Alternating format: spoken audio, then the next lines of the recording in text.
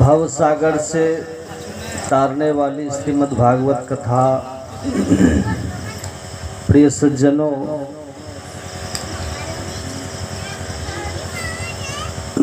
आप सभी जो भक्त कथा की गंगा में डूब करके भगवत कृपा को प्राप्त कर रहे हैं, आप सभी को जय श्री कृष्णा, जय श्री सद्गुरु महाराज।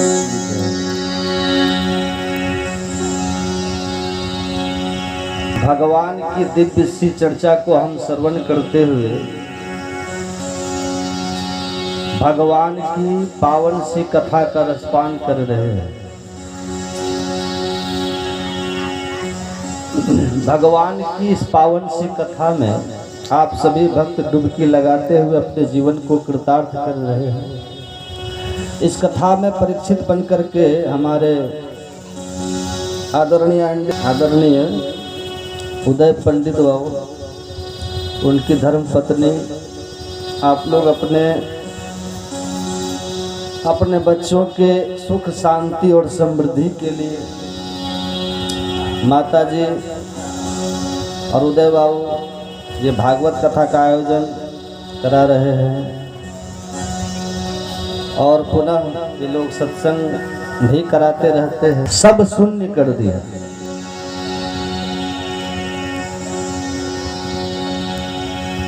हम लोग कई बार गलत संगत में पड़ के, गलत आदतों में पड़ के सब कुछ बिगाड़ लेते, सब समाप्त कर देते।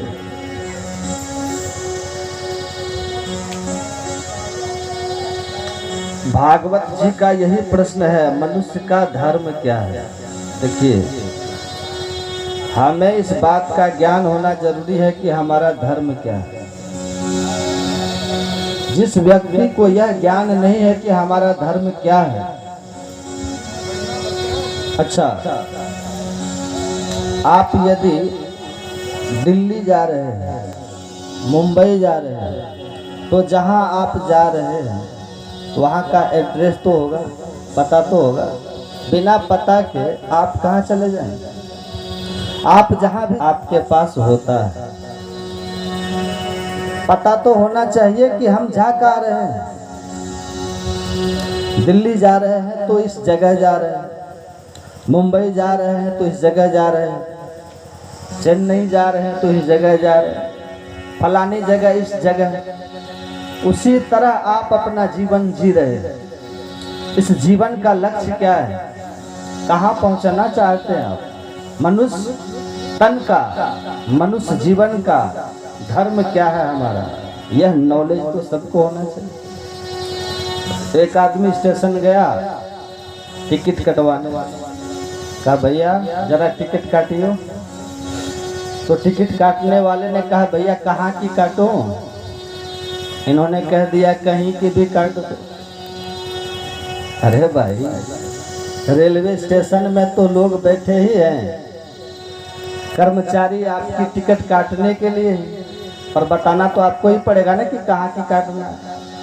उसे क्या पता वो जयपुर काट दे और आपको जाना चंडीगढ़ है, तो आपको ही ये निर्णय लेना है कि आपको जयपुर जाना है या चंडीगढ़ जाना है। उसी तरह आपको ही जीवन में निर्णय लेना है कि आपको स्वर्ग जाना है कि नरक जाना है, अच्छे कर्म करना है कि बुरे कर्म करना है। इसलिए ये ज्ञान होना जरूरी है कि मनुष्य का धर्म क्या है। हम धर्म पर थोड़ी सी चर्चा भी करें। हमारा भारत कितना सुंदर भारत है, और ये भारत इतना सुंदर भारत था पहले जब हमारा राजा रजवाड़ों का जमाना था, तब भी हमारा भारत कितना सुंदर था। आज भी हमारा भारत कितना सुंदर है। हमारा भारत सुंदर क्यों है? क्योंकि हमारे भारत में धर्म है। धर्म प्रधान देश यदि पूरी दुनिया में कोई है तो वो केवल भारत ही धर्म प्रधान देश है। धर्म सबसे ज्यादा कहीं है केवल भारत में है। सर्दियों का मौसम था, मंत्री संतरी और प्रजा सब बैठी हुई थी। राज सिंहासन बाहर खुले मैदान में सजा था। अचानक वहां से एक बहेलिया निकलता है। उसके पिंजड़े में एक कबूतर था। कबूतर पकड़कर वो ले जा रहा था। पिंजड़े का दरवाजा खुला और वो कबूतर उस पिंजड़े से उड़कर राजा की गोद में जाकर बैठ गया। बहेलिया उस कबूतर के पीछे पीछे भागा तो राज दरबार में आ गया, जो कि राज दरबार सर्दियों के मौसम में खुले मैदान में लगा था। बहेलिया राजा से बोला, राजा साहब, ये जो कबूतर आपकी गोद में बैठा है, इससे अभी अभी मैंने जंगल से पकड़ा है और बड़ी भूख लगी है। इसे अभी पकाकर मैं खाऊंगा। आप जल्दी से ये कबूतर मेरे हवाले कर दीजिए। राजा शिवी ने कहा, बेटा, हम राजा हैं और हमारी गोद में ये कबूतर आया है। इसकी रक्षा करना हमारी परम जिम्मेदारी है। इसलिए अब तुम्हें इसे भूल जाओ और इसे खुले आसमान में उड़ने दो। इसे बंधन में मत डालो।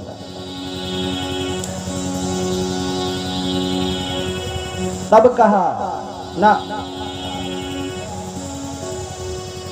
कहा कि महाराज, इसे हमने बड़ी मेहनत से पकड़ कर रखा था और आपने तो छोड़ने की बात कह दी। इसलिए आप जल्दी से हमें दे दो। राजा बोले, सुनो, ये तोता मेरी गोद में आया है, ये कबूतर मेरी गोद में आया है। मारने वाले से बचाने वाला बड़ा है, इसलिए मैं इसे नहीं दूंगा। जाओ। बहेलिया बोला, महाराज, आप राजा हैं तो क्या यही आपका न्याय है? तो राजा बोले, बहेलिया, तू बता, तुझे इसके बदले में तू जो मांगेगा मैं दूंगा। तू मेरी राज सिंहासन मांग लेगा तो आज मैं इसकी रक्षा के लिए अपना राज सिंहासन तुझे दे दूंगा। तू जो चाहता है ले ले, पर ये मेरी शरण में आया है, इसे मार मत। देखिए, एक राजा एक कबूतर की रक्षा के लिए अपना सिंहासन देने को तैयार हो गए। बहेलिया बोला, मैं सिंहासन नहीं लूंगा, हाँ, इसके बराबर का मांस लूंगा। जितना वजन कबूतर का है, कबूतर के वजन का आप मांस हमें दे दीजिए। राजा बोले, तुझे किसका मांस चाहिए? बहेलिया बोला, और किसी का नहीं, मुझे आपका मांस चाहिए। राजा बोले, बेटा, वैसे भी मैं किसी और का मांस दे नहीं सकता था, क्योंकि जिसका भी मांस देता उसे मारना पड़ता, और मेरी नीति किसी को मारने की नहीं। मैं किसी को मारता नहीं हूँ, क्योंकि मैं जानता हूँ कि परमात्मा ने सबको बनाया है। जब मैं किसी मरे हुए को जिंदा नहीं कर सकता तो जिंदा कर दिया। फिर भी कबूतर का वजन ज्यादा। अब राजा ने अपनी छाती का मांस काट कर रखा, पेट का मांस काट कर रखा, फिर भी तोता कबूतर वजनदार होता ही जा रहा है। तब राजा ने अपना पांव काट दिया। अब सोचिए, एक तोते के लिए, एक कबूतर के लिए भला कौन अपना हाथ पांव काटता है? राजा ने अपना एक पांव काटा, फिर भी बराबर का नहीं हुआ। तब राजा ने दूसरा पांव काट दिया, फिर भी कबूतर का वजन ज्यादा। मायावी कबूतर था ना, बढ़ता गया। अब तो राजा समझ गए कि मेरा शरीर इस कबूतर का हिसाब नहीं चुका सकता। तब राजा ने अपने बाल पकड़कर एक हाथ से तलवार अपने गर्दन पर रखी और कहने लगे, अपना मस्तक चढ़ाने को तैयार हो गए। राजा मस्तक चढ़ाने ही वाले थे कि तभी उस कबूतर से भगवान प्रकट हो गए। बस राजन, मैं तुम्हारी परीक्षा देने आया और तुम इस परीक्षा में पास हो गए। ऐसा राजा मैंने आज तक नहीं देखा जो जीव हत्या ना होने दे और एक नन्हे से जीव के लिए, एक नन्हे से कबूतर के लिए कौन राजा अपना सिर काटेगा। और धन्य है तुमने अपने त्याग से, तुमने जीव मात्र की रक्षा की भावना से तुमने मेरा हृदय जीत लिया। एक वह राजा था जो अपने शरीर का बलिदान करने को तैयार था पर कबूतर को मारने के लिए तैयार नहीं था। और आजकल लोग कबूतर को मार मार कर खा जाते हैं। उस बहेलिया ने राजा के चरण पकड़ लिए, महाराज बड़ा अपराध हो गया, मैं आपकी प्रजा हूँ, मैं जीव हत्या करता हूँ, मुझे कितना पाप लगेगा। तब उसकी अकल ठिकाने आ गई, उसने पाप करना छोड़ा और सही मार्ग पर चलना सीख लिया। और एक रावण की बहन, नाम था सूर्पनखा। इन दोनों के बारे में आप बहुत जानते हो। आप जानते हैं ये दोनों भाई बहन हैं। सूर्पनखा रावण की बहिनी, सूर्पनखा रावण की बहन है। अच्छा, सूर्पनखा राम को पाना चाहती है और रावण